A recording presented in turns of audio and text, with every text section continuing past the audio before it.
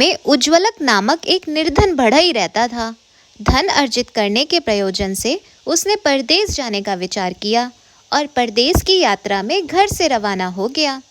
गांव पार करने के बाद रास्ते में एक घना जंगल पड़ा, जहां उसे प्रसव पीड़ा से कराहती एक ऊँटनी दिखाई पड़ी।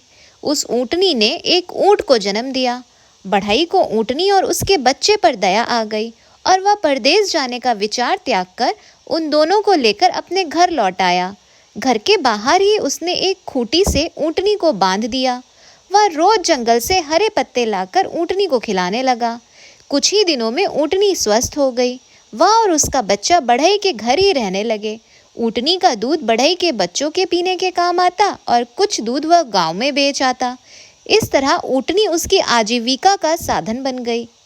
समय बीता और ऊँटनी का बच्चा भी बड़ा हो गया। उसका उपयोग बढ़ई माल ढुलाई में करने लगा। बढ़ई ने ऊँट के गले में एक घंटी बांध दी। इससे ऊँट कहीं भी होता उसे पता चल जाता। उसे ढूंढना आसान हो जाता। कुछ वर्षों में बढ़ई ने कई ऊँट और ऊँटनियाँ खरीद लीं। उसका व्यापार अच्छा चल पड़ा। ऊँटनियों का दूध बेच बेच कर वह धनवान हो गया। ऊँटों से माल ढुलाई करवा कर भी उसे अच्छी कमाई होने लगी। सब कुछ अच्छा चल रहा था, किंतु जिस ऊँट के गले में घंटी बंधी हुई थी, वह स्वयं को दूसरे ऊँटों से श्रेष्ठ समझने लगा।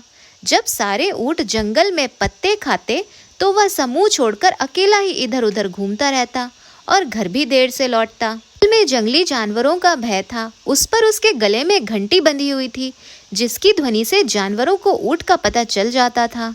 अन्य ऊँटों ने उसे चिताया, किंतु अपने घमंड में उसने किसी की बात नहीं मानी।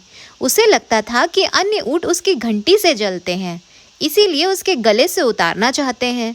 एक दिन जंगल में पत्ते खाने के बाद सारे ऊँट गांव लौटने लगे तो सबने उस ऊँट को भी अपने साथ चलने को कहा, लेकिन वह अकेला ही जंगल में घूमने निकल गया। वह चलता तो उसके गले की घंटी बजने लगती। एक शेर ने जब घंटी की आवाज का पीछा किया तो उसे हृष्ट पुष्ट ऊँट दिखाई पड़ा। उसे अपना शिकार मिल चुका था। उसने ऊँट पर झपट्टा मारा और उसका काम तमाम कर दिया। तो इससे यही सीख मिली कि घमंडी का सिर हमेशा नीचा ही होता है। तो दोस्तों, अगर आपको मेरी इस कहानी से कुछ सीख मिली हो तो मुझे कमेंट करके ज़रूर बताना। वीडियो पसंद आई हो तो लाइक कर देना। चैनल को सब्सक्राइब किए बगैर मत जाना। Thank you.